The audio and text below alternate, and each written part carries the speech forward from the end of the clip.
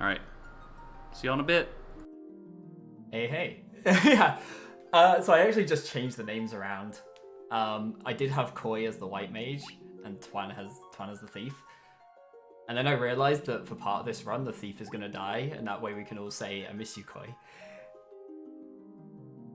I was also going to originally have Remython 2020 hype, but then I realized that the first two characters have to die, so that would be Remython dying. So I set it to these instead. We'll go with this. There's going to be a lot of menuing happening at the start of the run. I'll explain that once I'm on my way to Garland, because I get a bunch of time after that. So with that in mind, I'm going to immediately skip a cutscene. So there are 3 versions of FF1 for speedrunning. PSP is the fastest by far because of a glitch, which I'm about to try and show off.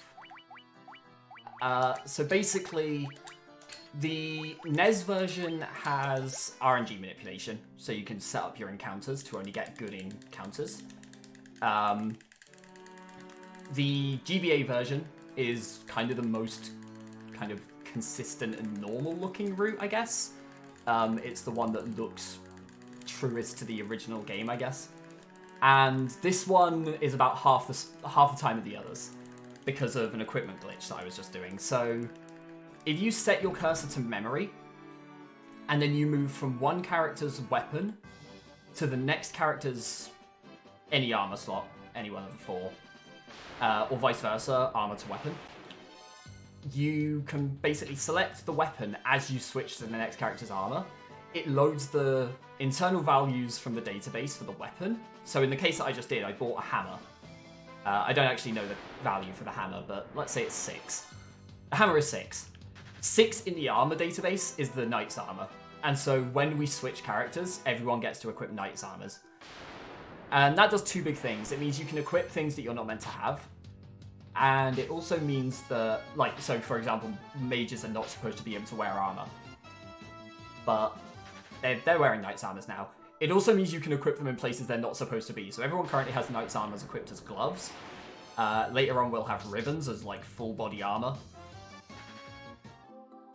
And we're going to do a similar thing here. Pick up a leather cap, and that's going to become a judgment staff. Judgment staff is a super overpowered weapon. It's, you know, it's a staff, so it's not great in terms of, like, combat damage, but it's decent. If you use it from your item menu, it casts Flare, and Flare is ridiculously overpowered at this point. It's also like an 8-second casting animation though, so we don't use it for most of the run. Now, it should be worth noting as well, there are 3 versions of the PSP route. There are kind of 3 different versions that all came about in quick succession once this equipment glitch was found. The first one was the Barbarian Sword route. So I will say the route I'm running now is the only one that I actually know. I only learned the game in June, but I've practiced it a lot in that time. I'm now in like the top 4 of a tournament for it, so it's gone well. It's apparently I found a speed game that really suits me with it. But the Barbarian Sword route, basically, the Barbarian Sword is a really overpowered piece of equipment. It's basically your reward for beating a post-game dungeon. There are 5 post-game dungeons, and the Barbarian Sword is your reward for beating the last one of them. So normally there's nothing to use it against in the actual game, but we're going to use it for most of this game. The Barbarian Sword route just goes, I'm going to get 4 Barbarian Swords, 1 on each character, and punch everything. And if you ever can't run away from a fight, you have to use the Judgment Staff, which is really slow. Then there was a White Mage route that was developed, which still equipped the Barbarian Swords in most places, but it generated a couple of extra items that let you have different casts from the menu. So there's, for example, there's one that, I think it's the Gauntlets, let you cast Thundara from the menu. And so that way you can kill enemies that are weak to electric with like a 2-second animation instead of an 8-second animation. This version is the Black Mage route, which prioritizes the Black Mage's level and equipment a bit more. So if the Black Mage dies early, it becomes a little more kind of sketchy. And at that point, I will fall back on judgment staves if that happens. Staves. But ideally, your black mage survives and then just kills off all of the random battles along the way. On that note, random battles. I have no control over what battles I'm getting. So I mentioned the NES version earlier has like step manipulation and that kind of thing. And so you can control what battles you're getting. There's no such thing in GBA or PSP versions. So if I get unrunnable encounters later on, I just have to fight them. If I get ambushed too many times, well, I just have to deal with the ambush. So a lot of the early game is kind of really hoping you don't get encounters like wolves that are really difficult to run away from. Sea encounters are really notoriously bad for that as well. You get a lot of sea encounters against like Sahagins, and they will just sit there and punch you over and over and over while you fail to run away from them.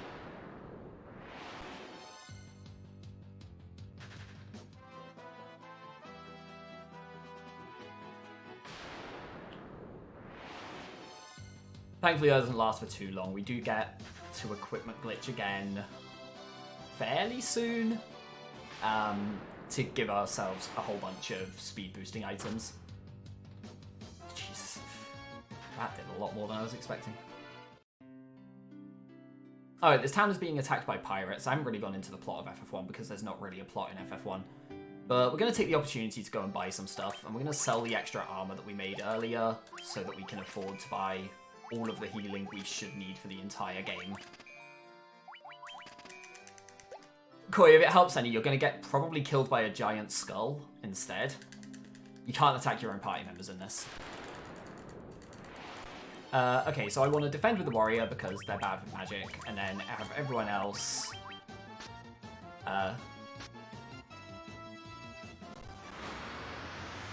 show off the stupidly long animation for Flare. Formerly known as Nuke, I think.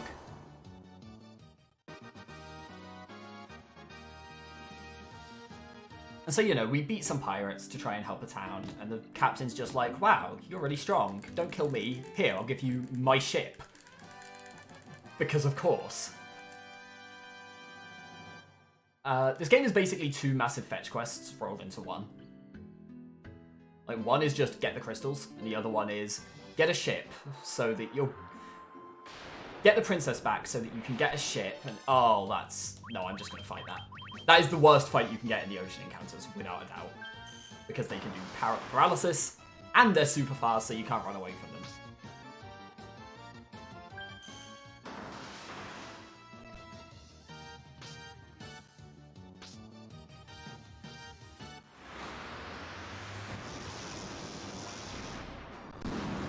So one of the other things that's worth noting is part of the equipment glitch is setting your cursor to memory, because I need it to remember, for example, if I switch from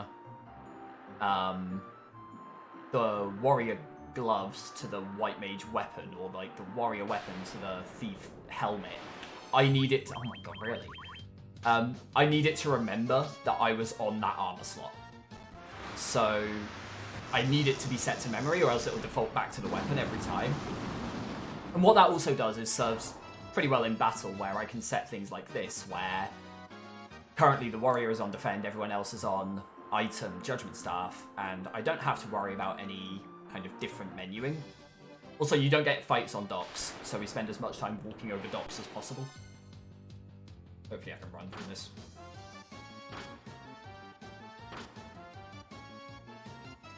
Oh, please run from this.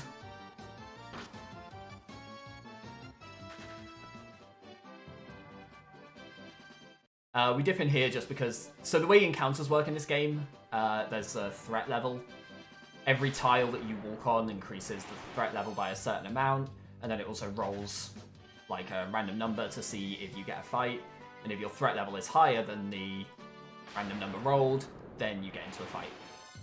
So, firstly I dipped inside the castle there, because that resets the threat level to 0. So I'm less likely to get fights in this area, or I'm likely to get fewer fights in this area, I guess. And the other thing being that certain tiles, like terrain tiles, will increase the encounters by more. Oh, preemptives. Preemptives you will always run on the first turn. Doesn't matter if the fight is technically unrunnable, you will run on the first turn if you get a preemptive. So these marshes don't increase the threat level by much. Forests increase it by more than plains. Plains are kind of a middle ground. Deserts aren't. Deserts are really good for threat level. You don't tend to increase it much going through those. Marsh Cave has a really low encounter rate as well, so it's actually pretty common to get 0 encounters in here, but instead I just killed Greg. I'm sorry.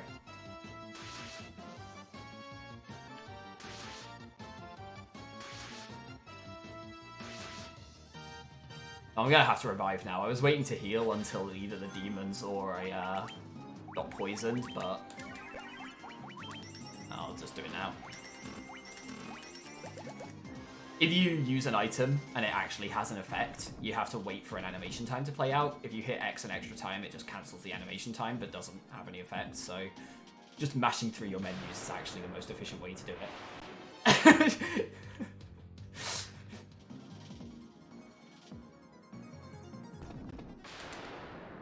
Alright, so...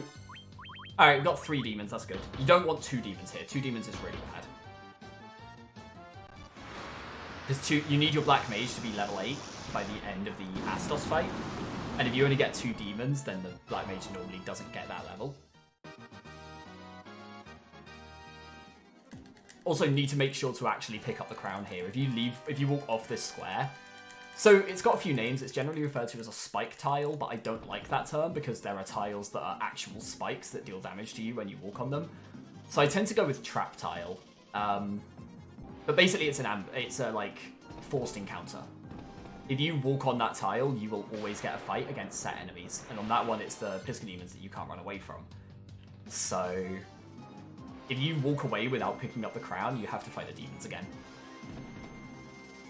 Also, I'm sure it's meant to be Paisa Demons, but like everyone I know says Pisca Demons, so I've just kind of got into the habit of it. And I'm like 99% sure it's meant to be Paiso, but whatever. Square can never make up their minds on how to pronounce things anyways, like I don't need to be accurate with it.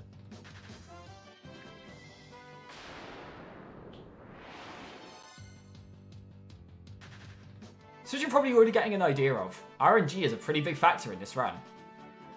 Tiny optimization there, walk left early. If I carry on walking up into the mountains, I have to walk through extra forests. That means I'm likely to get more fights.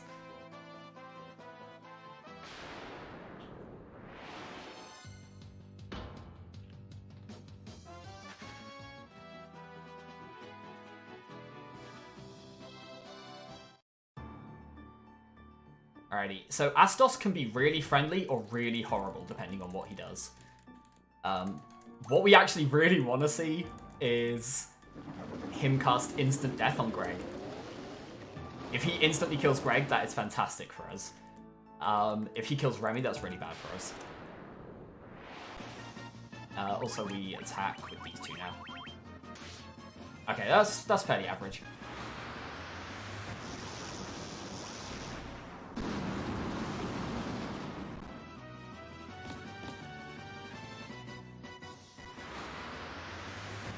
So basically, your Black Mage experience, or both of your mages' experience, but specifically the Black Mage more so, really matter in the early game. So, right now we need the Black Mage to be level 8, which with 3 Pisca Demons it will be. With 2 it wouldn't have been. The Warrior's level matters the least throughout the entire run. The Warrior is basically there because they can hold lots of equipment, which makes the equipment glitch really good. Otherwise, it would probably just be 2 thieves. But without the warrior, we wouldn't be able to hold a barbarian sword, which, as I was talking about earlier, is stupidly overpowered.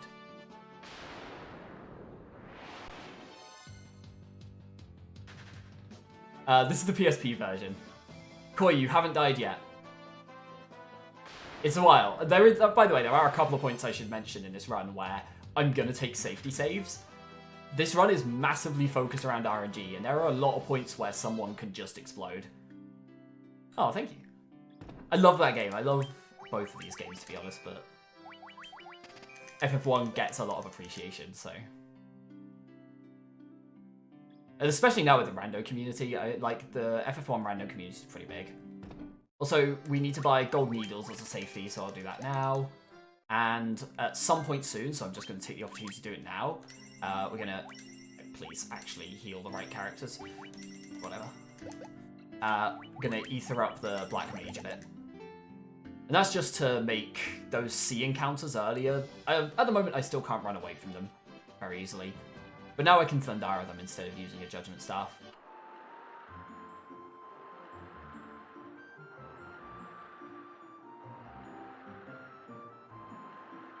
But yeah, so later on in the run, there will be a point where we want 2 characters to die. Not for that should be fine to run from. Buccaneers are the best sea encounter. You can run from those almost instantly. That's fine. Normally. Hey, FF1 in a nutshell. Thank you. This is fine. Use 20 seconds to it.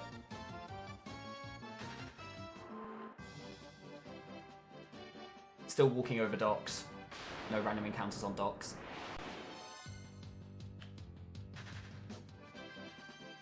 So when I first played FF1, I had no idea you could sail under the bridge towards Matoya's cave.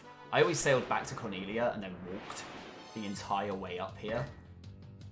And I think it was only when I started speedrunning it that I actually realized you could do that, and it was like a goddamn revelation that I was mad I didn't figure out earlier. Oh, NPCs. NPCs are one of the most obnoxious things in this game. These brooms are the first and probably worst example of it. NPCs basically move one tile in any random direction at certain intervals. And so, if they just happen to block a doorway, you have no choice but to wait for them to move. And you can kind of walk into them and they move quicker. But if you do that with the brooms here, they're more likely to move into the doorway, and then you can't get past them. Alright, did not get broomed. You can also have it in that room where you try to leave, and when you're not in a room, you can't see the contents of the next one. And the broom can be stood right outside the door. So if you try to leave that room and you just, like, can't for some reason, you just keep holding down until the broom eventually moves out of the way. Brooms, bats, and Luthenians are like 3 of the worst enemies in this game, and none of them are actually enemies, they're all NPCs.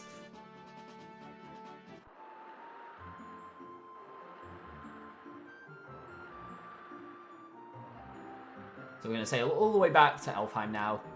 We had to go all the way down here to buy some stuff, to go to Marsh Cave and Astos and all of that, that's fine. Then all the way back up to get the Jolt Tonic, so that we can come all the way back to Elfheim to cure a prince. Who's been put into, like, he's been cursed and he's in, like, a coma. And we're going to use the Jolt Tonic to wake him up. Wow, really?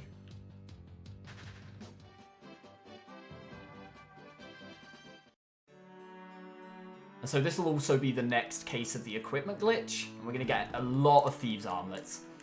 So Thieves' Armlets give +5 agility, I think it is. And we're going to equip 3 of them to each character. So that way we're way more likely to run away from fights.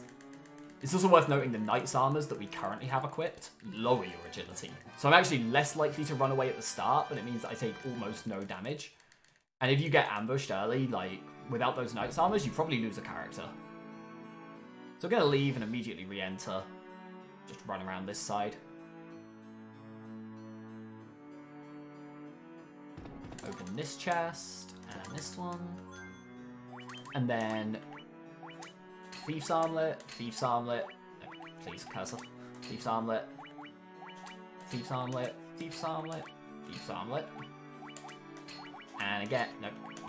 Doesn't matter if you get this wrong. It's technically frame perfect, but it's like you get however many tries you want, so it's pretty free. And then back again for Sage's Staff and Sage's Staff. So we just equipped a staff to a thief. That isn't very good. But it actually just works out that that's the best way to do the equipment here, because we're going to re-equip the thief in a couple of towns' time. And when we re-equip the thief there, we unequip the Sage's Staff that we then equip to the Black Mage.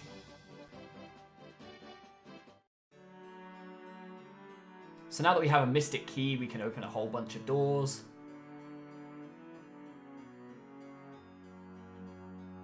The one that matters is that we're going to get some nitro. Or dynamite. I think it's TNT in the original. I can't remember. Nitro or TNT.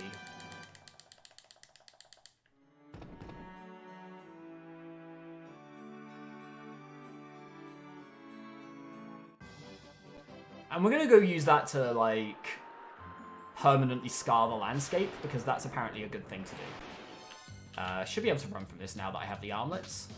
Come on.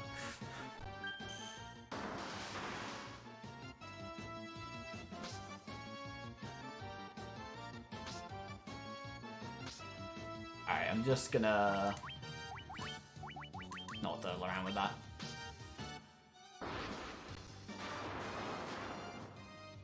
You can already see the difference in the cast times between Thundara and Flare as well. Also, getting extra fights this early isn't actually much of a problem. There is a level grind in this run. It's fairly short, but it's made even shorter by picking up some extra experience here and there early on.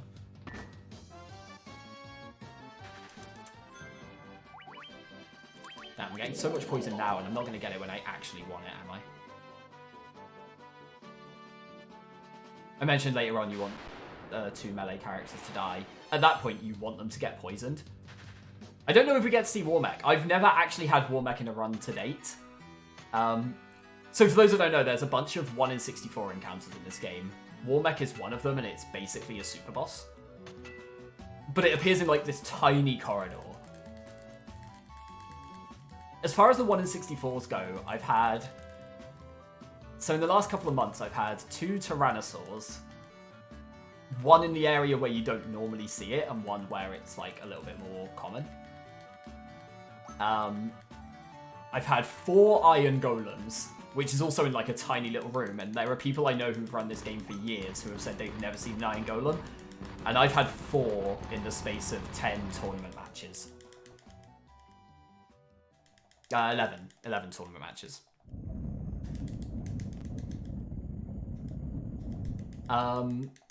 There's red dragons in both Mount Gulg and Chaos Shrine. They're 1 in 64s. I've had 1 of those, I think. I think the Ochre Jelly in Marsh Cave is 1, and I've had like 1 or 2 of those.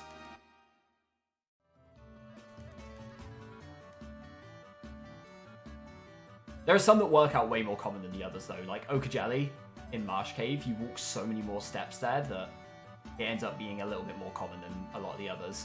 Red Dragons, you walk so many more steps, and Chaos Shrine has quite a high encounter rate.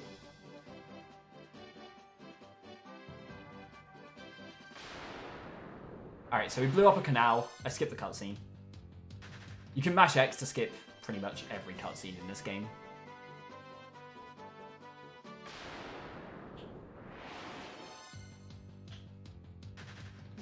You have to, like, it's actually really awkward with cutscenes. You have to wait for them to fully load. But more often than not, that just comes down to mash X. Done. And now we're about to get some really overpowered weapons. So this is Melmond. Melmond is being cursed by an evil vampire or a lich or something. They think it's a vampire. Spoilers, it's not. I need to sell the 4 Knight's Armors now. So that's all the money for the rest of the run that we ever need. And buy some steel gloves. So, we equip from the warrior to the thief, we give him a barbarian sword and then immediately remove it. That gets us the sage's staff, we can now equip that, and then give him a barbarian sword back. Done. The warrior is the only one in our party who's meant to equip a barbarian sword. By the end of the run, we'll have 3 characters with it. Like I mentioned, there is a barbarian sword route that just gives everyone one. But the way that menu works, we equipped a sage's staff to the thief earlier. We then glitch the barbarian sword over the sage's staff, which puts the staff into our inventory. We then re-equip the thief to put the barbarian sword into our inventory. Equip the staff to the black mage, the sword to the warrior, and then do the glitch again to get a new barbarian sword for the thief. And it's just the most efficient way to do that menu. Alright, Earth Cave. First dungeon that really matters for the most part. So there are a couple of big things to note here. Firstly, bats. If that bat moves down, it stops your movement. Bats are one of the most annoying NPCs in this game. Mostly because they appear goddamn everywhere, and every place they appear is they're a nuisance. Second thing is I'm going to take my first safety save in this dungeon. So there are 5 floors of Earth Cave. We do 3 now, and then we have to come back later and do all 5 of them. The 3rd floor onwards have some terrifying encounters. So specifically we're looking for cockatrice, which can just petrify your party and that's game over. There's a couple of ambushes that can just kill you if they get the jump on you. That is not one of them. And then there's also an unrunnable encounter here. The Pisca Demons that we fought earlier, you can fight them again here, and you still can't run from them because they were a mini-boss earlier. Oh, one thing I didn't touch on, there's a puzzle minigame on the boat. It's one of those like sliding puzzles.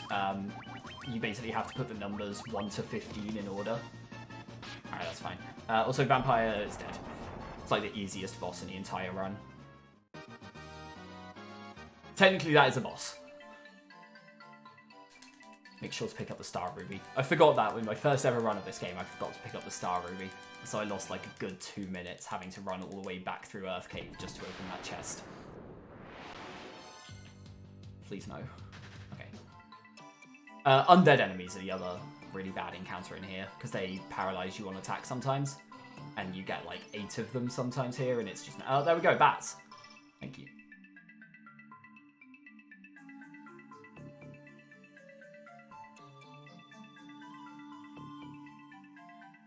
Okay, on the whole, that was actually a really good 3rd floor, though, in terms of encounters.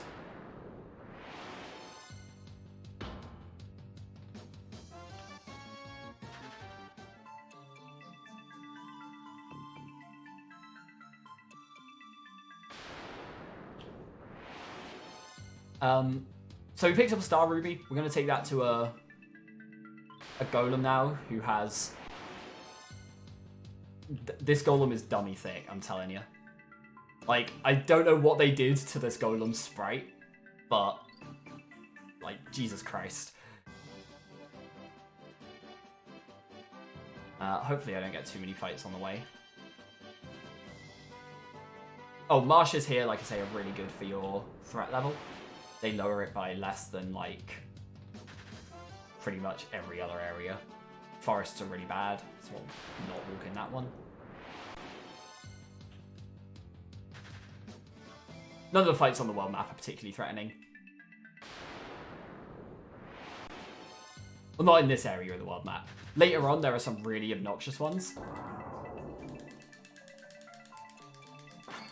One of the funny encounters later on, this golem, look at it, I swear to God. One of the fights later on, there's an unrunnable encounter with hellhounds and ogre mages. And if you get just one or the other, you can run away. But if you get both together, you can't. But sometimes the game will give you, like... It's basically, you can get 0 to 2 hellhounds and 0 to 2 ogre mages. And so sometimes you will genuinely get, like, 1 hellhound and 0 ogre mages.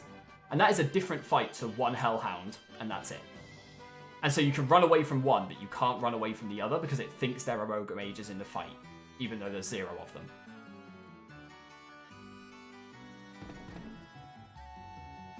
So run in, pick up staff. Sorry, rod. And all the way back. Alright, back to Earth Cave. Like I say, this, like, half the game is get the crystals. Half the game is massive fetch quest. Oh, it's also worth noting earlier, way earlier, I just realised I forgot to mention it, and I would mention it later on otherwise, but, the loot I picked up from the princess at the start. In the NES version, you can walk out without picking that up. In this one, she actually stops you. If you try and leave, she's like, wait a second, you need this. In the NES version, if you leave without getting the loot, you get into the Chaos Shrine at the very end of the game. You go past a point of no return, and then you need it. And so if you don't have the loot at that point, that's it, you've soft-locked.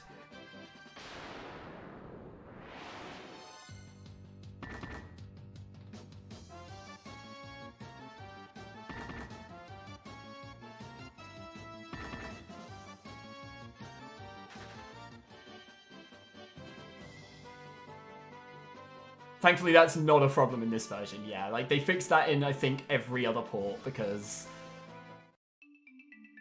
I mean, of course they did. They better have.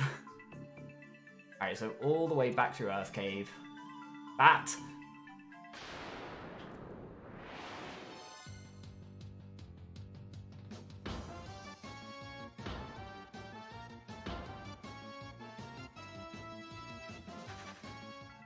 I'm also going to take another safety save coming up. So there are kind of like...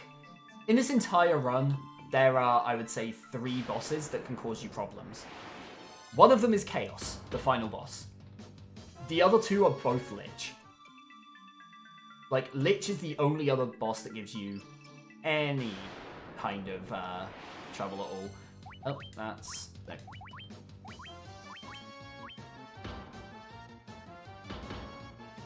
So like I mentioned earlier, a lot of the unrunnable fights in this game are because they appear as mini-bosses at some point.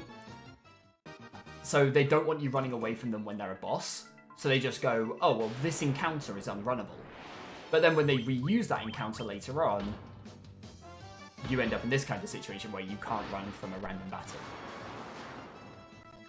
And there's a whole bunch of unrunnable encounters throughout this game. Some of them I understand, some of them I don't. I have no idea where you fight Ogre Mages and Hellhounds as a boss fight. Or a mini-boss or whatever, but... Piscademons are the one that make the most sense, and also show up more than any other.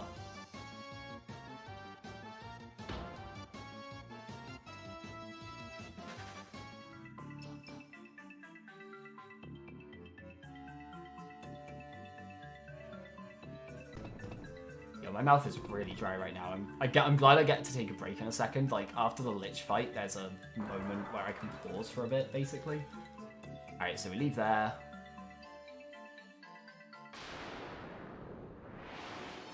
That's a great fight. Should be a great fight. Run away. Thank you.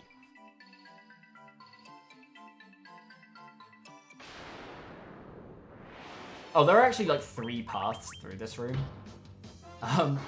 Like, someone worked this out, and I remember being told, and it was like, the middle path is like 2 steps shorter optimally than the bottom path.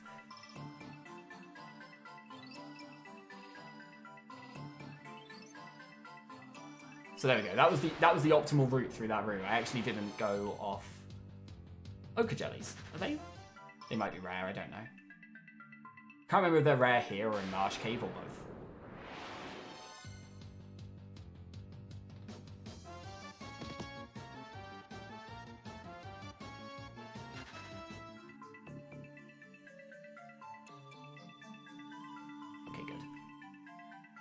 Alright, so I'm gonna not heal, but I am gonna safety save here. And this would be one where, even in a speedrun, you tend to safety save here, because Lich can open up with Blizzara and wipe your entire party, and that's it. Like, that's just the whole fight right there.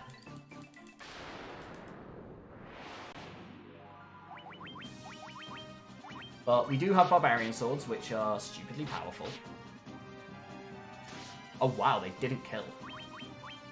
Thankfully Lich didn't Blizzara, but there we go.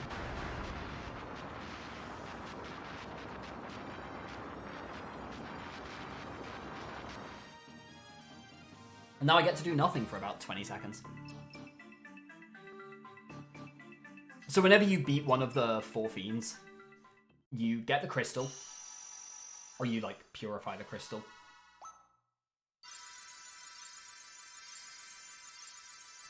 And then it opens up a mini dungeon. So these are all post-game dungeons that you get to see. We're not going to do any of them. There is an all bosses route. There is like there's a full bestiary route that takes like 11 hours or something. I might learn that at some point, but like that is a daunting prospect.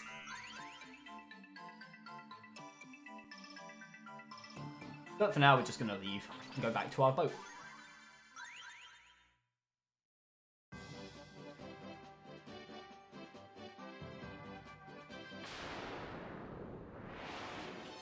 Ambushed again. I swear like half the ogres I've seen this run have ambushed me.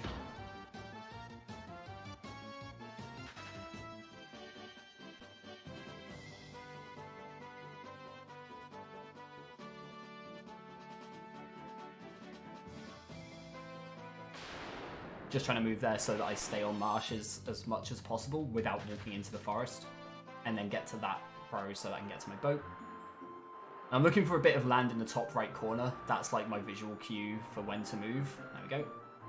And then you just hold left and end up at a dock near Crescent Lake. Oh, so this is the point, by the way, where we now want our melee characters to die. There is thankfully a way to kind of set it up later if it doesn't happen early. But ideally they both get poisoned during this area and we can just like walk to kill them.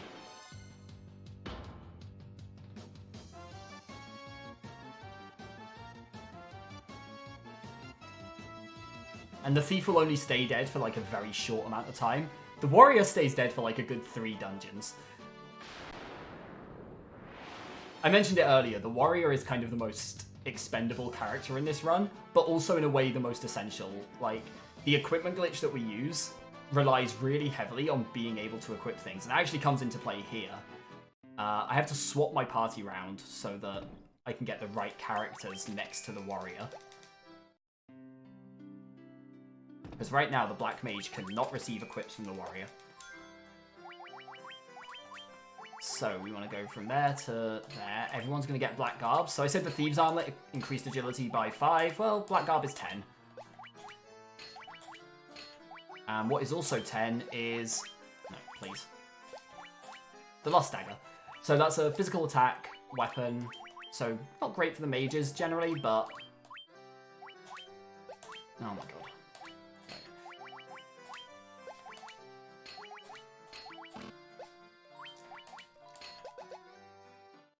But plus 10 agility, and it lets them do a decent chunk of damage. That is a very late game weapon again, so it's got like quite high power. Now, normally you don't really care about it for your mages, but for this upcoming dungeon we do. This upcoming dungeon, by the way, is one of the hardest if you play this game vanilla.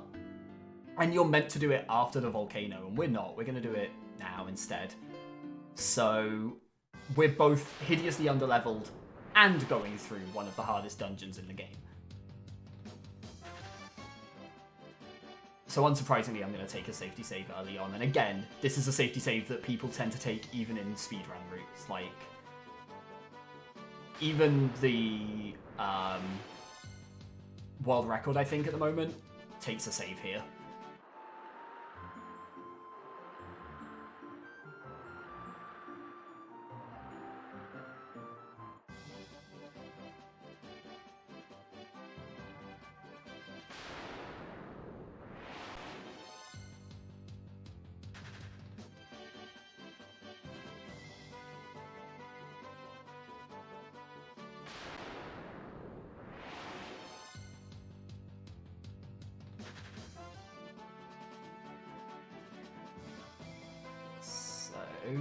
Navigate this stupid path, and we'll get to Ice Cavern.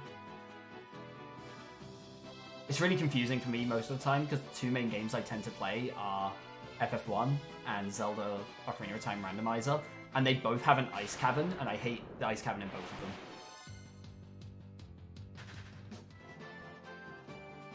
Like, in Zelda it's because it's useless, in this it's because it's difficult. So we'll save there. I tend to alternate saves a little bit based on how likely I am to reload that save. Oh, one thing I haven't touched on, HP totals. So as we get into the Chaos fight, the HP totals really matter. I'm specifically looking for... Oh, I need to... So this is really bad. I actually need to Judgment Staff these because by equipping the Lust Daggers, they don't have enough magic to Thundara them. But the Lust Dagger is almost essential coming up, so I have to do it. Yeah, in terms of HP totals, it's the Thief and the Black Mage that you want to watch. The Thief needs to be above about 250. Thief above 300 for the end game. Black Mage above 250. And that's so that they don't die to like the worst RNG from Chaos. And you can get away with a bit below that. Oh no. Oh no, don't do this. I might just Judgment Staff these. It doesn't matter too much right now anyway, because I'm about to go do the level grind. It's more the animation time that matters.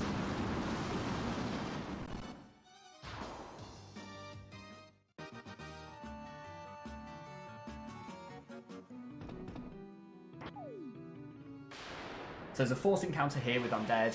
No, no. If it was any less than 9, I'd have tried to run away.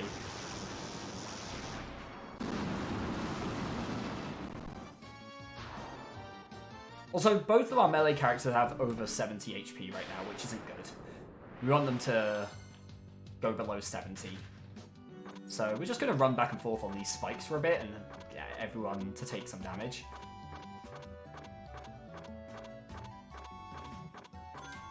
And that's enough, cool. And then we'll heal up just the mages.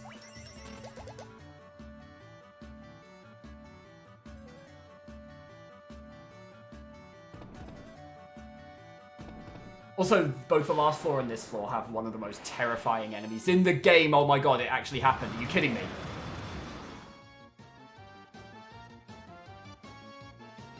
I have to hope this...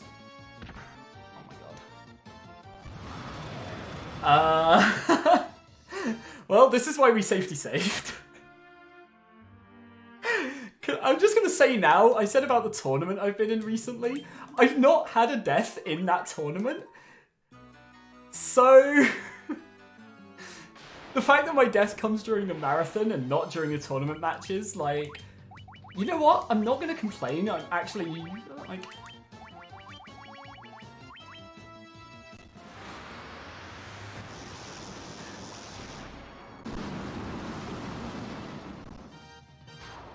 Yeah, White Dragons, you can find them in Chaos Shrine, which is your final dungeon. And they're a terrifying encounter there. If you get this, I was, like, in the middle of saying the most terrifying encounter in the game is here. And then, of course, I got it.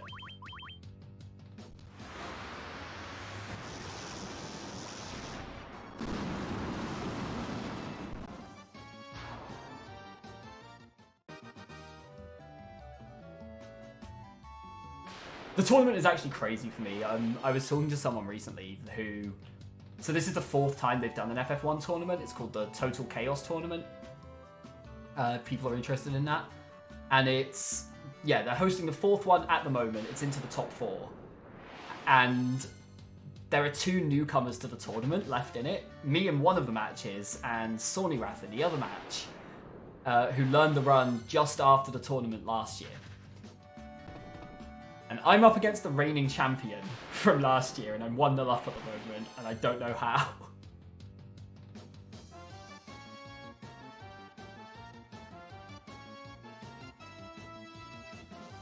Why did I try to run when they're in 9?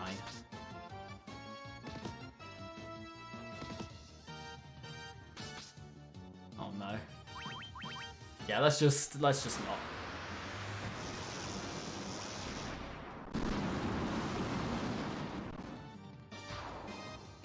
Oh, so it's also worth noting, by the way, I didn't really mention it, but the White Dragons, despite being like the most terrifying encounter in the entire goddamn game, you can run away from them.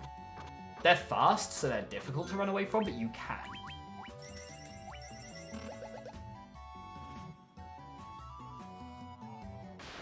And meanwhile, there are enemies like Ice Gigases that you cannot run away from.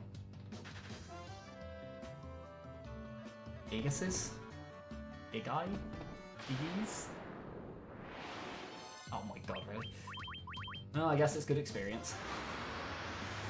Oh, I didn't mention, by the way, the HP totals. I mentioned this for Chaos earlier, but... So the Black Mage is the one that's, like, really important to watch for the most part during a run. But there is a recovery later on. We will get Giant's Tonics, which increase a character's max HP by 200, and that generally makes it manageable. No, don't hit... No, that's really bad. I'm going to potion there and hope that's enough. Thundara? That's not Thundara. Okay, that's fine. What? Don't... No. Yeah, you can just hold X through battle menus, by the way, so my instinct there was to hold X to defend. That's fine, that's good. And there's the Thundara, okay. So that's why we get everyone below 70, is because then one Thundara kills both of them. And the reason we do this is that your experience is divided between your conscious party members. So only the 2 mages now are getting experience. At some point soon, I'll check my level. You can get away with being level 17 here and then doing one more fight. Level 18 is kind of a safety net, so I'm going to go to 18 just in case.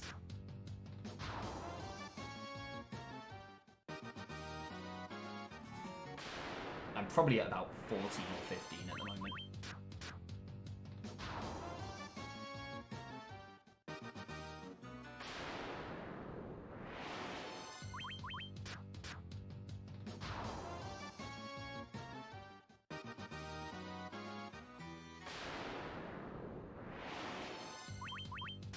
It's fine, like I say, Koi will come back to life very soon.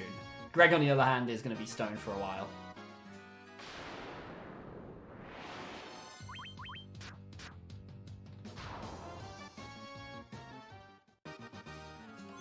What am I at? 17s.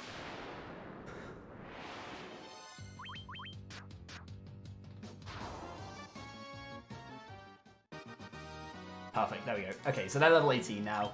So, sort items, Phoenix down there, Koi's back, and we'll heal up. And just in case, I'll also ether up those. Cool. Onwards. So that's the only level grind in the run. You need to get level 18, oh sorry, you need to get level 19 to learn a couple of spells coming up. Level 18 plus the next couple of dungeons is enough to get the mages that experience.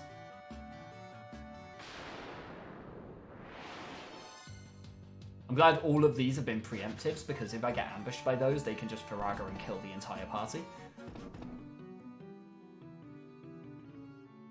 And we're out. Alright. I mean, if I hadn't died, that would have been a pretty nice ice cavern.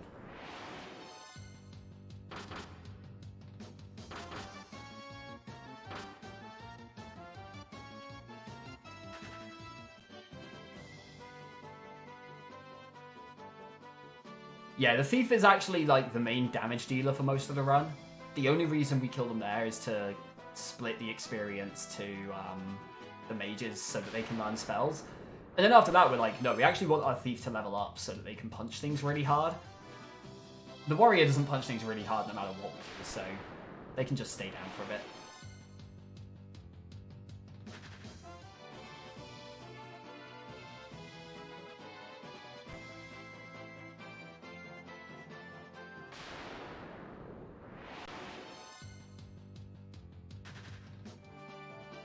Oh yeah, you're also expected to kind of dock your ship at like actual docks, and there is one just to the north of that river.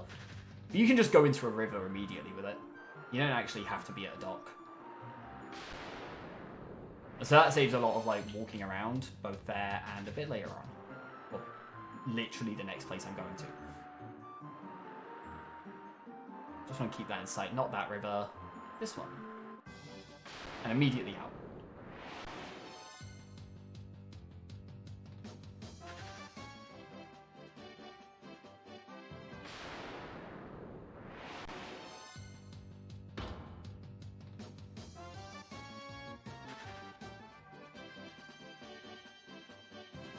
Alrighty. So we're getting a little cutscene here. We put down a Leatherstone and somehow that causes an airship to rise out of the desert.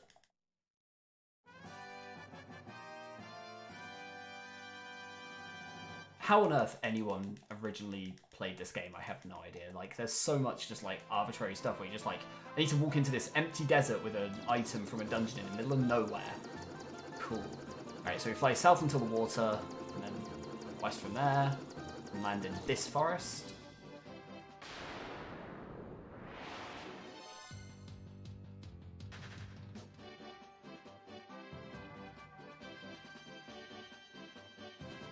And so we're going to go do another dungeon that we're not meant to do for a little while, but it's a way easier one than Ice Cavern.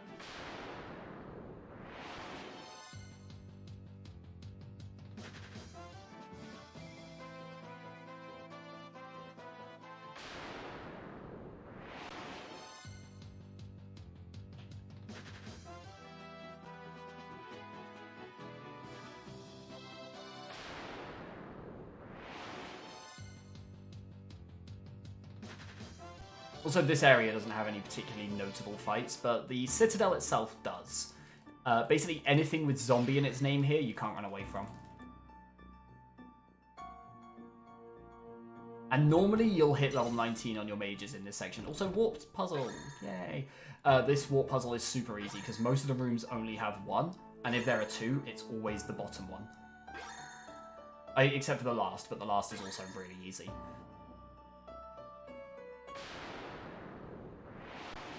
Now, talking of zombie enemies, I'm actually just going to defend there. That one's the mini-boss of this dungeon, so that one has to be unrunnable.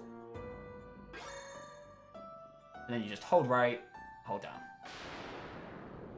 Get into a fight. Get ambushed by horny devils. Great.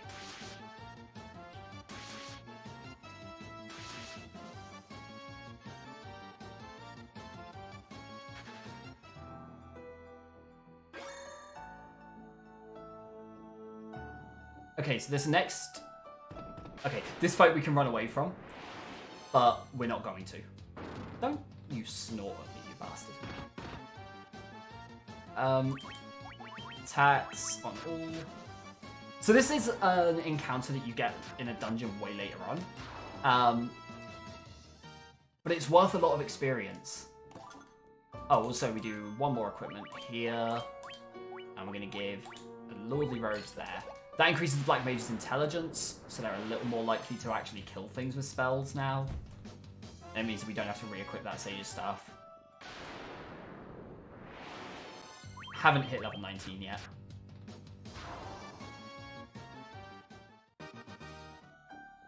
Still haven't hit level 19.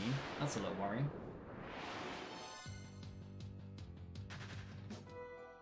There is a fight at the end of this dungeon, and I can redo that to get there. Hopefully the first one just gives me the levels and I'm done though. Wow. Oh no. That's really bad. Oh, that's really bad. Okay. Oh no. Oh no, where was my last save? It was Ice Cavern, right?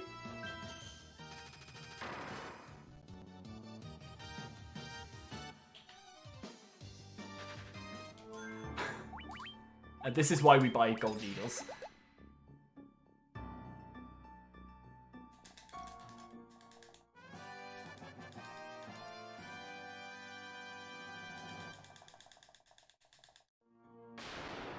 This isn't the forced encounter. That's... Oh my god, really? So these can put you to... Yeah, there we go. Put you to sleep with an attack. So Koi's asleep. Which isn't as scary as Petrify, but it's still pretty bad. This is the forced encounter I was thinking of.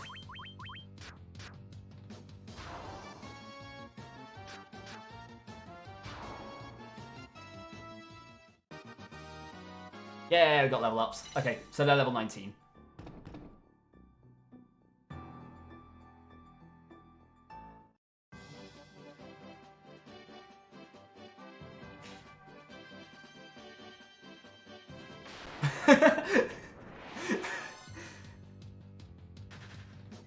I put Koi to sleep, I'm sorry.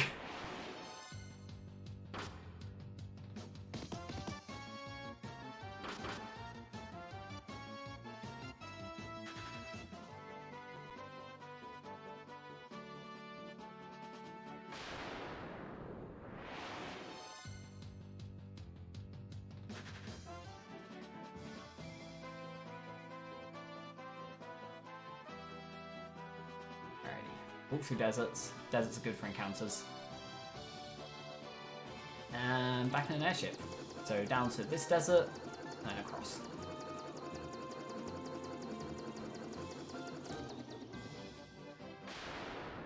Really? Alright, that's fine. Good night, Koi. Alright, please walk through the corridor. So we're gonna go talk to a dragon. I'm always, doesn't matter how many times I run this game now, I'm always caught off guard by just how long Bahamut talks for. Because this section goes on for way longer than it feels like it should. Like, you back off there and then he starts talking again.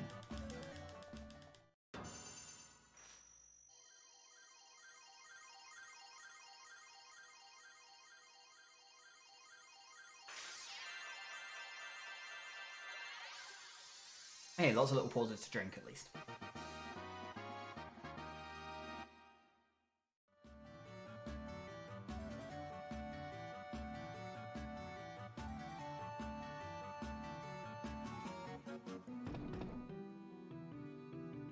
And so that basically made all of our characters, you know, get a new wardrobe.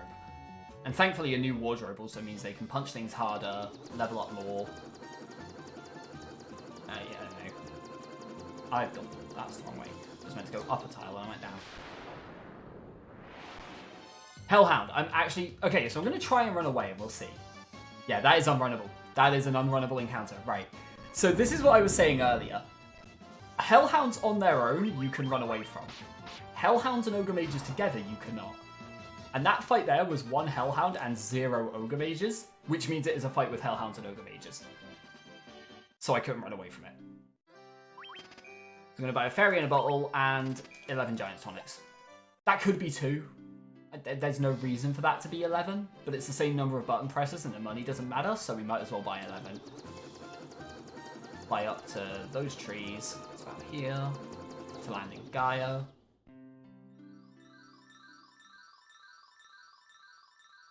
So the fairy that we just bought escapes. And we have to take this really annoying, convoluted path.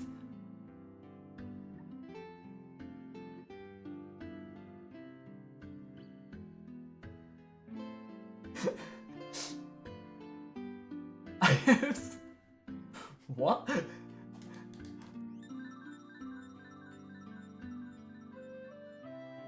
Also, the NPC in this town can sometimes block your path, but it's not the worst if they do, because if you see it early enough, you can just, like, run into the house nearby, and that resets their position to be out of your way. So we get Oxy Ale, which is, like, apparently legitimately what divers use to breathe underwater for longer or whatever. And we'll fly back north and come back at the desert that we got our airship from. We just kind of diagonal up to this volcano. So, volcano. The lava is floor. You've heard that the floor is lava. Well, now the lava is floor. We want to walk in the lava at every opportunity.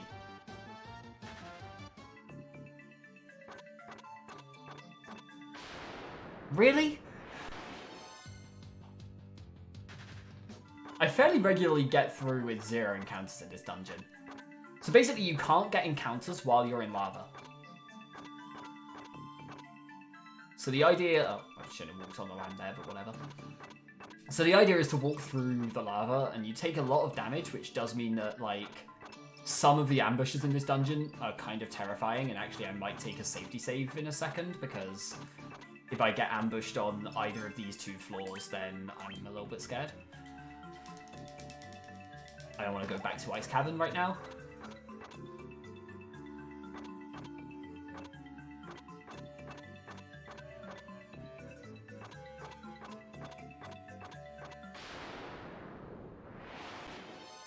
Are you kidding me? That's a rare encounter that is terrifying. I'm going to try and punch it and hope it kills. Cool. I can run away from that, but it's fast, so I'm not going to risk it. There's only 1 of them. And suddenly we're going to bring Greg back. Finally. Also, ether up these. Potion up everyone.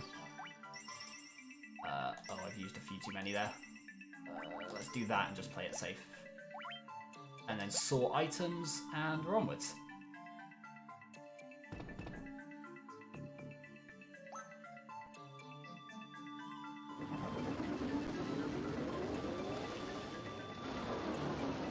So there are some variances in the levels. Obviously I got a lot of encounters. I got extra encounters during the Citadel, which is good. No, don't attack. Yeah, with decent damage rolls, you should just kill Marilith with those 2. You can go for the extra attack if you think you're going to need it with the mages, but it's usually not necessary.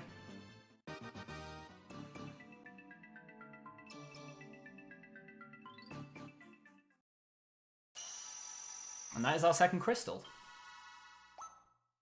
I say Marilith because that's what she's called in this version. Carrie for anyone who played the NES version. Lich, Carry, Kraken, and Tiamat. Lich, Kraken, and Tiamat stay the same. It's just Carry to Marilith that changed. So now we're going to go pick up some spells. This is why we needed our mages to be level 19, is for this moment here. Like, this is the point. If they don't hit 19 against Marilith, you lose a lot of time. But more often than not, you just grind the levels at the end of Citadel if you didn't get them on the way. So there's that dock we used earlier for Elfheim, so we'll fly back here.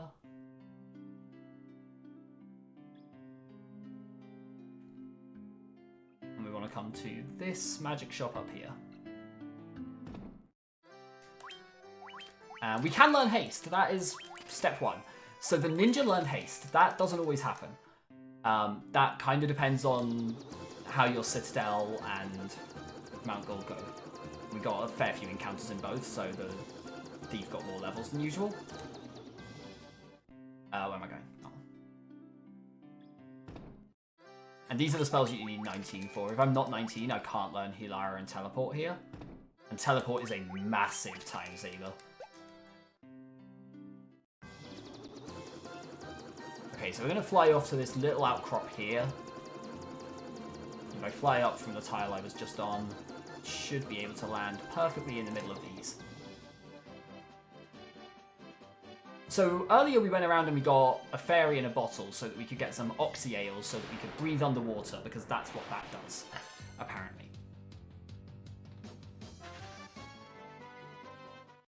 And that's all so that we could come to the Sunken Shrine here. And we did that a little earlier than you're kind of expected to, but... Oh, really annoying section here. So you talk to the mermaid. I assume she's a mermaid. She says about going to save mermaids and then disappears into the water. And then you have to look at a barrel and the cursor starts on no. So you have to specifically move it to yes. For some reason. It's like the only place in the game where you can't just mash through the text. And then immediately mash through a cutscene. So, Sunken Shrine. There are 2 big objectives here. We have to get a Rosetta Stone and we have to defeat Kraken. There are also 3 really annoying unrunnable fights here. That is not one of them. I haven't healed. I should probably do that. No. Come on, this isn't... I can run away from this.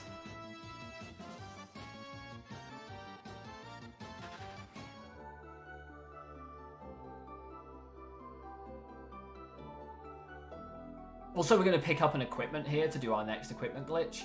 There are actually 2 copies of the same item in this dungeon that you could pick up. I tend to go for the one on this floor, but I get it on the way back. So we're just going to run down to this staircase, off to the left, up here. This floor's kind of weird, because if you go right immediately, I think you can see the room that you need to enter, but you can't get to it. The floor wraps round, so if you go off the right, you come out the left, and vice versa. And we're going to pick up a Rosetta Stone.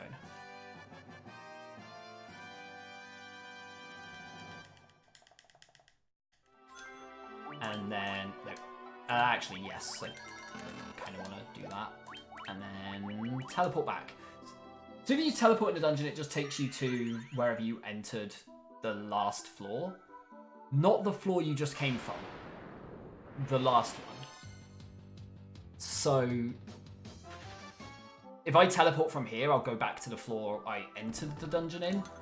And so we're going to use that to our advantage here. No, please. Survival vests. Thieves Armlet was 5 agility. Black Garb was... helmet and armor. Black Garb was...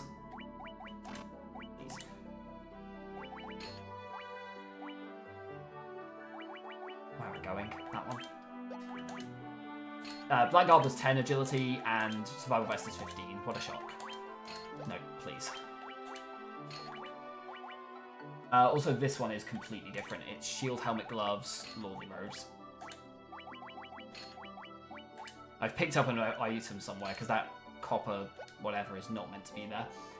That's all of those done. I'm going to ether up and then teleport again.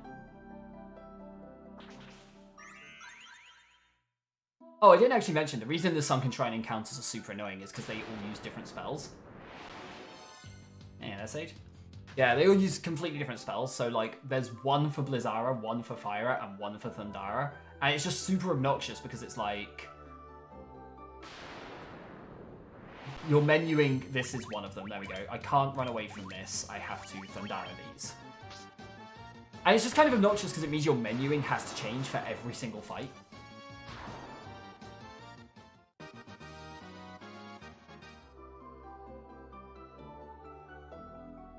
Come up there. That's an easy floor. This is an easy floor. This is a fairly easy floor.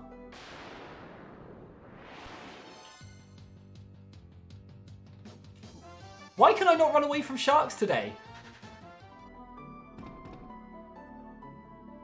This floor, because we already picked up the light axe, we don't need to get the other one here, so we're just going to come up to this. No, oh, I nearly tried to run there. This is not runnable.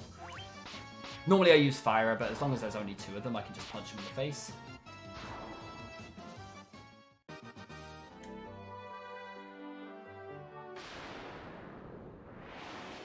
Of course.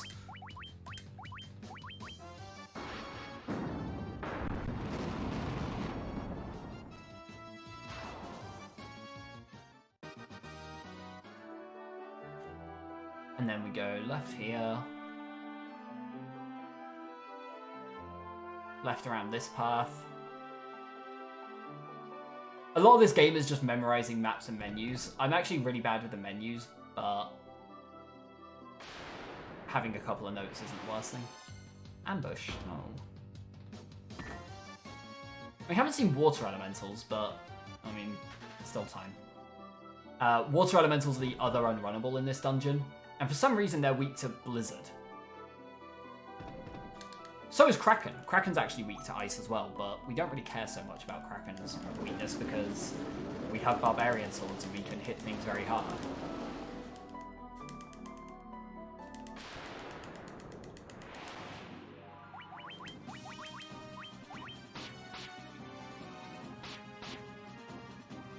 Oh, he got turned, really? Those are quite low damage rolls then.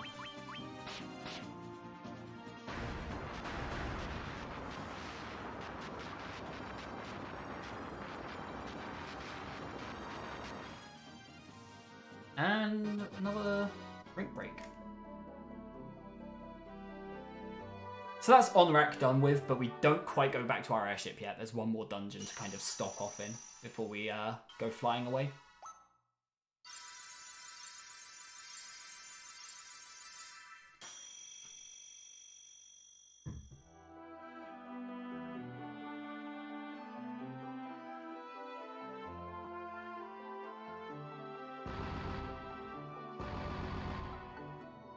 So I just want to say, by the way, like, saying about this run, I mean, I said the same thing with Cthulhu, I'll say the same thing here.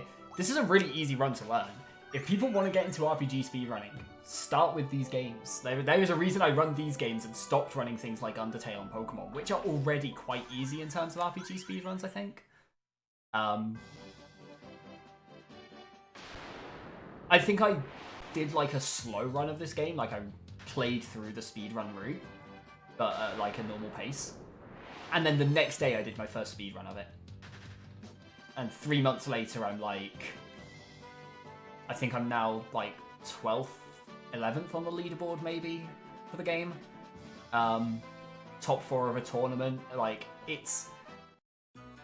If you can get menuing and map memorization down, you're good. Just learn Eternal Sonata, forehead. Oh, there's only one unrunnable encounter in the Waterfall Cavern, which is green dragons. But we will see nightmares, which are the horse fight that I got earlier in Citadel Trials. They are runnable. They're just also quite fast, so they're difficult to run from. I actually want to learn FF7 100%, but like, I don't know. I already learned FF8 100% once. I want to relearn that first, I think. Yeah, there is actually, it's worth noting as well. So right now, the NES randomizer for FF1 is quite popular. Like, it's definitely got like a growing community and stuff as well. And they're developing a randomizer for the PSP version. They are actually developing a randomizer for this, which has like a few extra enemies because of the side like bonus dungeons. And like a few different pieces of equipment and that kind of thing. So it just gives like a couple of extra options along the way. No, run away. So we're here for two things. There's a force encounter just inside this room, but of course I get one here. So we're here to talk to that robot. I ambushed. No, don't ambush me now.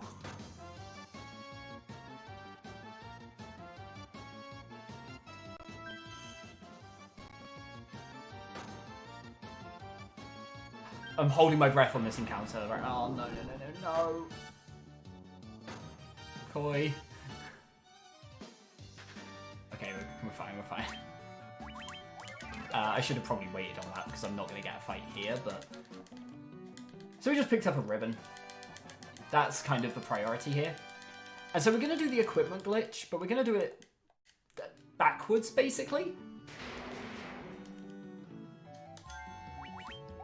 So I want to go to the warrior weapon from... There we go, and we equip a Gigantax and immediately get rid of it. And that's so that we can get ribbons on everyone else. We're not actually going to give it to the Black Mage just yet.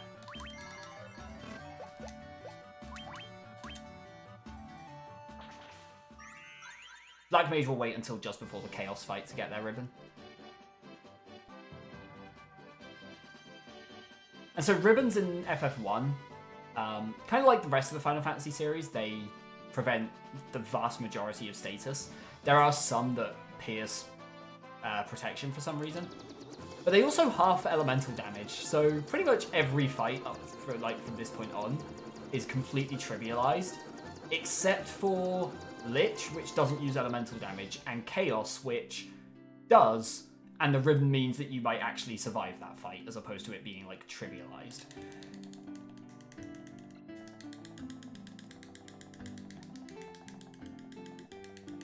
So we're going to come here and learn the Fenian. Like, he nods at us a couple of times, waves his hand around, and suddenly... we're able to speak a new language. And we're going to teleport out so that NPC doesn't block our path. Hey, Witch, thank you. And we're just going to fly west. I want to detour up as soon as I see the forest near the mountains.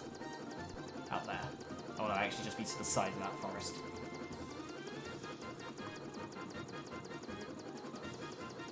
Yeah.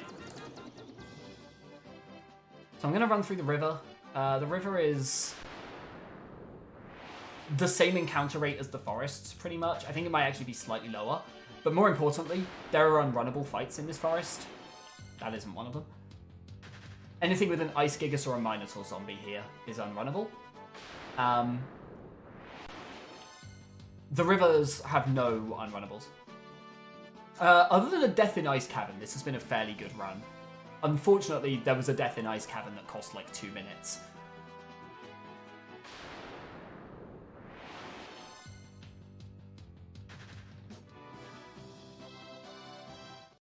Okay, so we're going to enter Lefenia. Oh, I mentioned earlier that NPCs are one of the worst enemies in this game.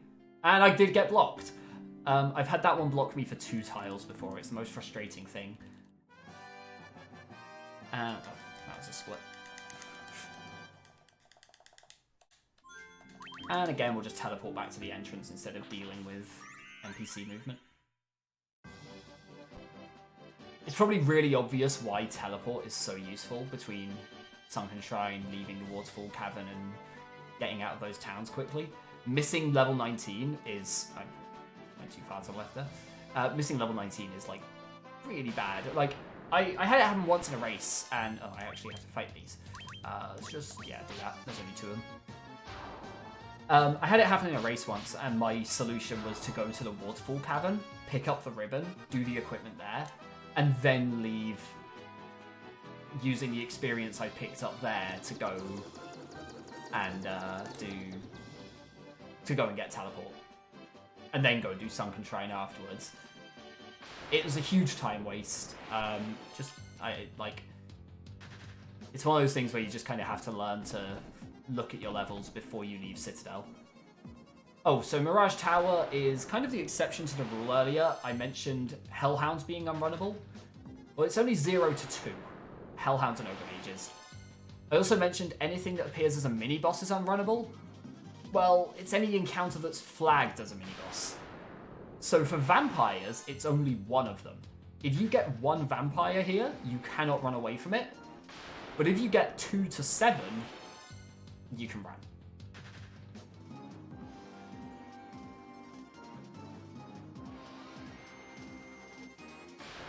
Also, blue dragons here are unrunnable because they're the mini-boss of this area. And in the next area after this, we're going to find Evil Eye again, which was what we did the level grind on. So that was the mini-boss in Ice Cavern and is unrunnable because of that.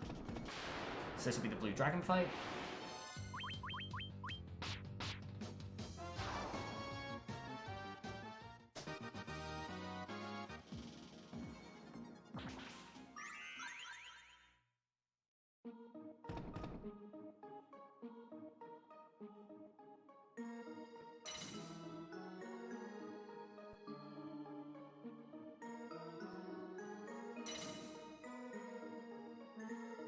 Wow. Okay. Sure. That was a really good start to Flying Fortress there. Oh, this room just wraps around. Like, the whole map just loops. I can run away from air elementals. They're, like, the only elemental you can run from. You just have to go 2 across and 2, like, vertically in this room. It doesn't matter which direction, as long as it's 2 each way. So I tend to go 2 left and then 2 up.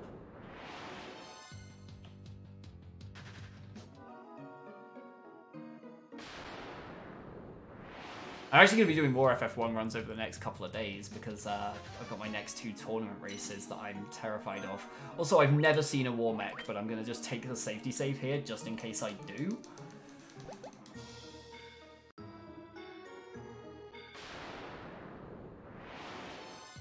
Okay, I saw a single enemy there and I was just like, wait. Okay. I'm glad that one wasn't war mech, because the ambush would have killed me. Someone in one of the tournament races did get ambushed by war mech and immediately just blown up. Painful to watch. Kind of hilarious, but also painful. One of those ones where you're like, I'm laughing, but I know I shouldn't be. Attack, attack, defend, defend. You can just hold X through most boss fights at this point. She does normally get 1 turn. Black Mage might, yeah, take the death here. That was a gold split. That was the best Tiamat I have ever had. By 7 seconds.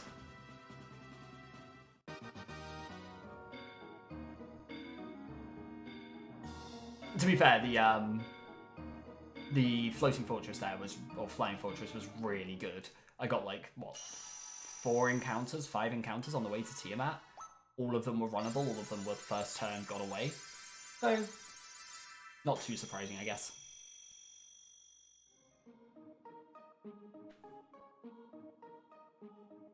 And only 1 unrunnable on the way back from the Fenrir.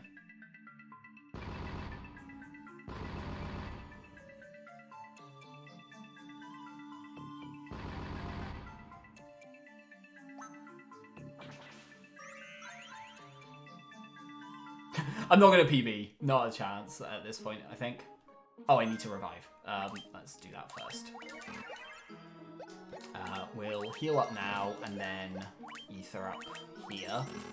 Saves me having to do it in Chaos Shrine. Yeah, to PB at this point, I'd have to do the rest of the game in 8 minutes. Less, now I'm like, closer to 7 minutes.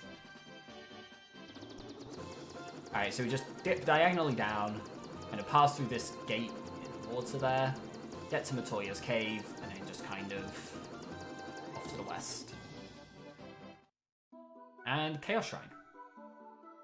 So this is like a side dungeon that opens up here. There's 1 elemental one for each fiend, and then there's the kind of the hardest one here. And that's the one that the reward is the Barbarian Sword that we've been using for the entire run. The reward for beating that dungeon that just opened is the weapon that we've been using for most of the game. I didn't mention why the Barbarian Sword was so good, by the way. Most weapons in this game boost your, like, your attack damage. Like, your weapon will give you an attack boost, and then your characters will have a strength based on their class. The Barbarian Sword is the only weapon in the game that boosts your attack.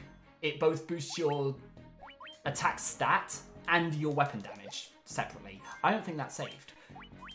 It did not. I'm glad I went back to check. Sometimes you can mash X through the yes menu, and then after it disappears, close out before it actually saves. Purple Worm I have to fight. I just hit those. So there are a lot of rare encounters in Chaos Shrine, and a lot of unrunnable encounters in Chaos Shrine, and a lot of encounters that might just murder you. So the safety save here is pretty necessary.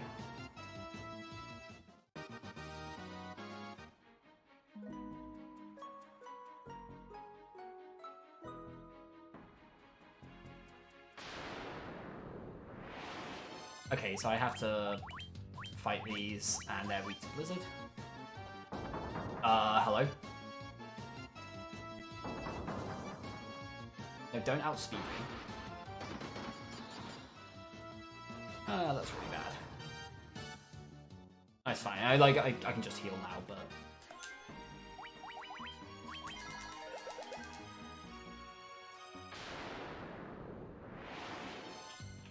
fine. Oh, their HP totals are not good enough. Damn. Hopefully, I can get at least like the Black Mage up during this dungeon, but I think I'm just gonna have to use the 2 Giants tonics. And if I have to use both Giants tonics, it means that the haste that I bought the ninja doesn't mean anything. Also, the Death Eye there is the mini-boss of this area. It does appear as a random encounter later on, so again, it's unrunnable when it's there because it was a mini-boss.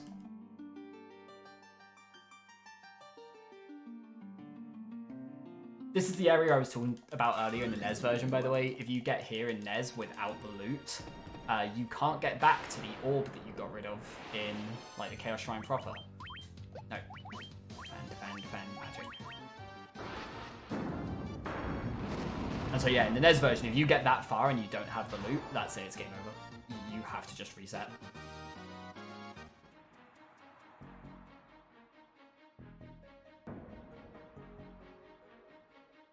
Warriors, revive the power of the orbs. No. No, not you again. Oh. So I'm actually going to play this super safe. I'm going to run with the first 2, and if they get away, great. Cool. And if they didn't, then I had Fire on backup.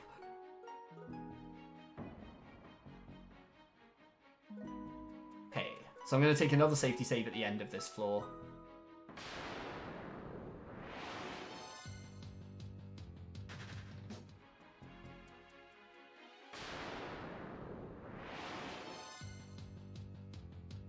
I think there's only one unrunnable on this floor, which is Earth Elementals.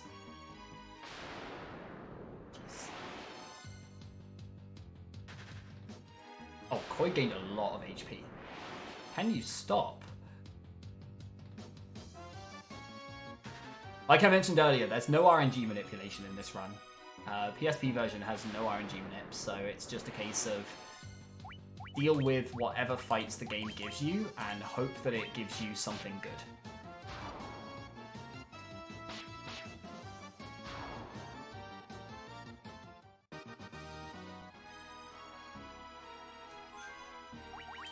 So we'll take another save here. Probably should have healed as well, but whatever. Attack, defend. So Lich, again, is terrifying. That's good. That is fantastic. Absolutely what we want to see. And that should be dead. So Lich, in the first form, can open up with Blazara and wipe the entire party. In this one, it can open up with Flare, and that normally kills the Thief and the Black Mage. And then you're just hoping that your warrior survives long enough to kill it. Come on.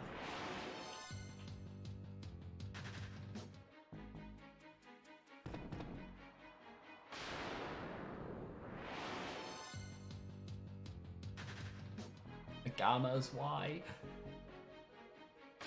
Fire lizards are a gamma in the original.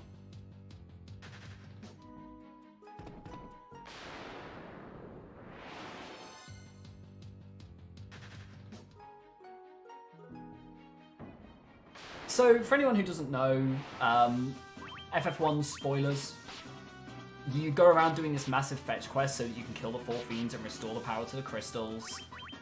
And then you take the 4 crystals and you go back to Chaos Shrine, where you find out that the fiends were from 2,000 years in the past, I think it is. It might be 1,000.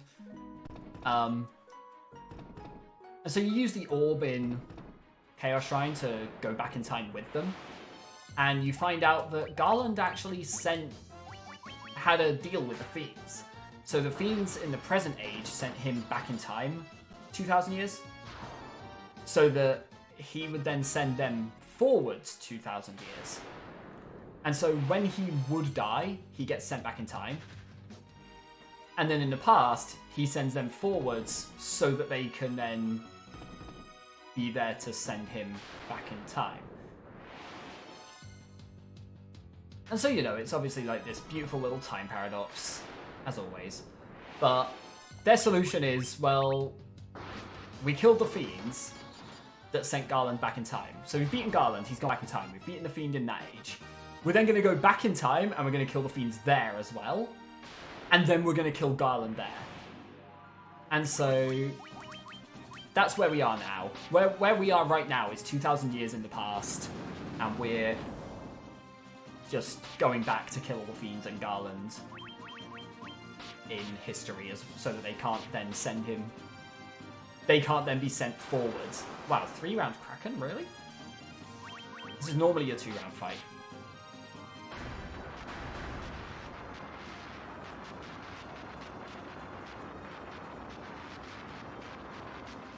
I should heal before Tiamat.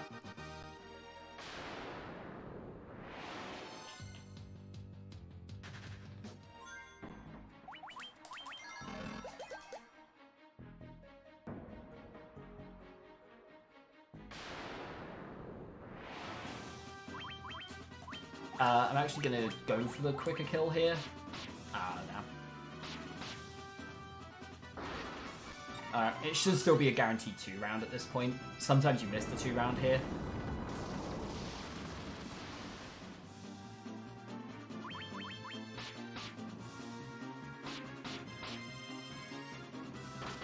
It's also worth noting, so haste in this game, I didn't even get the 2-round. Haste in this game doesn't mean that you go earlier in the turn order. Haste means that you do more attacks, which means that you hit things harder. I need to revive before I get another fight? Oh, of course. Alright, well this is pretty bad, but...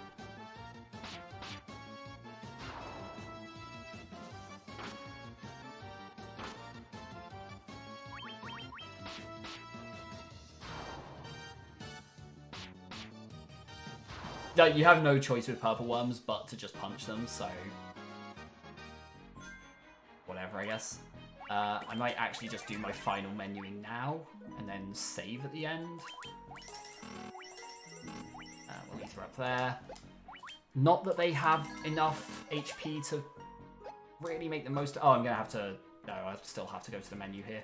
Whatever, I'll get to Chaos first and then do the menuing. So we equip a Barbarian Sword here, Ribbon there, and alright, Sage's Staff there, and Ether up, and then the final save. Because Chaos can still cause a lot of problems, especially with these HP totals. I'm tempted to take a risk here, but it's not really worth it. Just means that haste on the warrior is going to have achieved on the thief is going to have achieved absolutely nothing, because I'm not going to get an opportunity to use it where it's effective. Too busy throwing out Giant's tonics so that they can survive Chaos's attacks.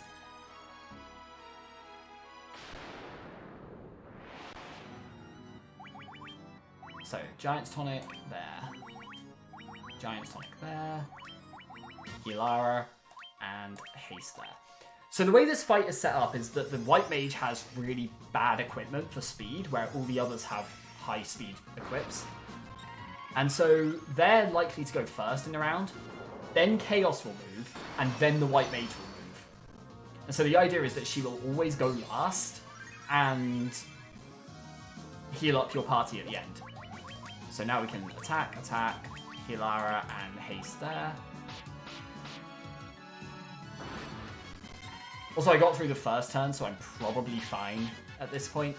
With the low HP totals, if you see Blaze, Tsunami, Cyclone, or a physical attack on any of the bottom 3 characters, then you're in a lot of trouble.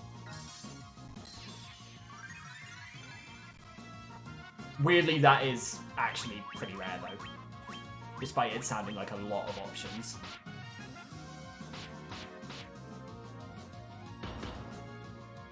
That's terrifying. Hopefully we don't get a Cyclone or Tsunami now, because that could just be lethal. Should be fine? Oh, definitely fine, okay. Okay, and now I'm in hold X to win. Like, my cursors are set up so that I'm going attack, Healara, attack. Chaos shouldn't be a threat. At this point, I just hold A, or hold X.